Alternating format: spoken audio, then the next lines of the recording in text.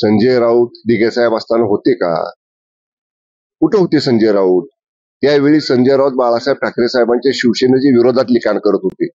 ज्यांनी बाळासाहेब ठाकरे साहेबांच्या शिवसेनेविरुद्ध लिखाण केले त्यांनी आता आम्हाला दिघे साहेबांनी काय शिकवण दिली आणि आम्हाला बाळासाहेब ठाकरे साहेबांनी काय शिकवण दिली हे संजय राऊतांनी सांगण्याची गरज नाही. त्यावेळी संजय राऊत शिवसेनेच्या विरोधात लिखाण करत होते, एवढी फक्त त्यांनी आठवण ठेवायचं. मान्य शिंदे साहेबांनी काल स्पष्ट केलेलं आहे, राजकीय चर्चा झाली नाही.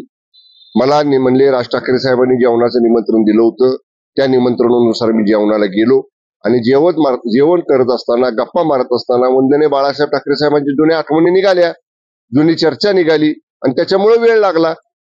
त्यामुळं त्यांनी स्वतः सांगितलं ना, आता जे माननीय आदरणीय शिंदे साहेब तिथं स्नेहभोजनाला गेले होते त्यांनी स्पष्ट केलं की मला जेवणाचं आमंत्रण होतं म्हणून मी जेवणाला गेलो आणि जेवता जेवता आदरणीय बाळासाहेब ठाकरे साहेबांच्या आठवणी निघाल्या. त्या चर्चांमध्ये वेळ कसा गेला आम्हाला कळालं नाही, त्यामुळे त्यात राजकीय चर्चा झाली नाही. आणि तरी सुद्धा पुढच्या आठवड्यात मी मुंबईला जाईन, साहेबांना भेटेन, शिंदे साहेबांना विचारेन बाबा नेमकी आपली काय चर्चा झाली. जर साहेब मला काय म्हटले तर आल्यावर माघारी तुम्हाला सांगेन.